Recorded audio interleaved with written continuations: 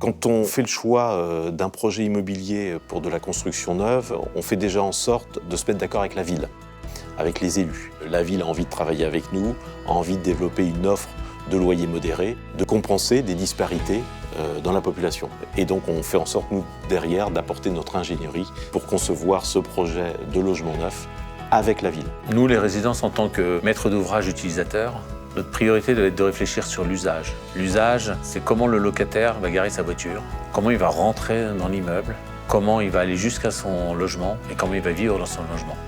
Une fois qu'on a résolu ce problème-là, on peut réfléchir à comment on va construire ce bâtiment, comment on va l'intégrer urbainement, comment on va le desservir, comment on va respecter les normes. En fait, lors de réhabilitation ou même de construction neuve, la proximité au travers des agences est toujours interrogée sur les besoins, aussi bien sur la priorisation en termes de réhabilitation que sur les besoins en termes de construction, sur la typologie des logements, le nombre de logements, la proximité par rapport à des transports, par rapport à des commerces et les attentes qu'ont les villes aussi en termes de peuplement par rapport aux demandes qu'elles ont.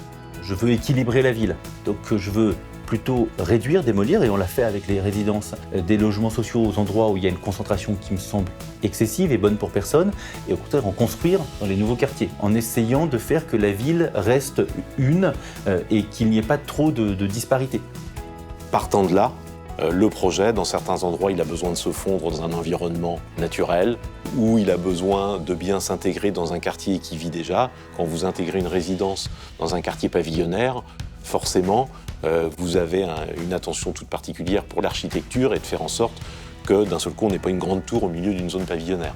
Une opération à taille humaine, insérée en fait par rapport à tous les environnants. Voilà, donc en fait, ABF, architecte bâtiment de France, nous ont imposé en fait certaines prescriptions sur le programme.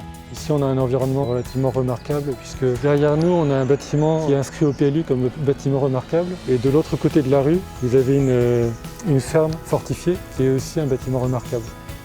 Les résidences neuves des résidences Yvelines-Essonnes sont des résidences qui sont à l'identique des résidences que l'on trouve dans le parc privé neuf. Il n'y a aucune différence entre nos résidences HLM, des résidences constituées de logements privés. Pour une collectivité, on est capable d'apporter un projet clé en main. Et ça, c'est quelque chose de nouveau, de penser projet clé en main. L'avantage du bailleur qui co-conçoit un projet avec un promoteur, c'est qu'un bailleur, c'est un maître d'ouvrage utilisateur. Un bailleur, il reste. Un promoteur, une fois qu'il a vendu ses lots, il part. Donc, ce qui est intéressant, c'est la combinaison d'un professionnel de l'immobilier, le promoteur, et du bailleur, celui qui va utiliser les lieux. Nous, on est contents quand nos parents ils passent nous faire un petit coucou, ils trouvent ça agréable, le cadre il est vraiment cool et tout. Donc, franchement, regardez, on a des places de parking, on est dans un cadre où il y a de la forêt autour pour les enfants, je trouve ça génial. Vraiment, oui, c'est très agréable. Comme vous pouvez le voir, c'est très boisé, etc. Donc, ouais, franchement, je suis satisfaite.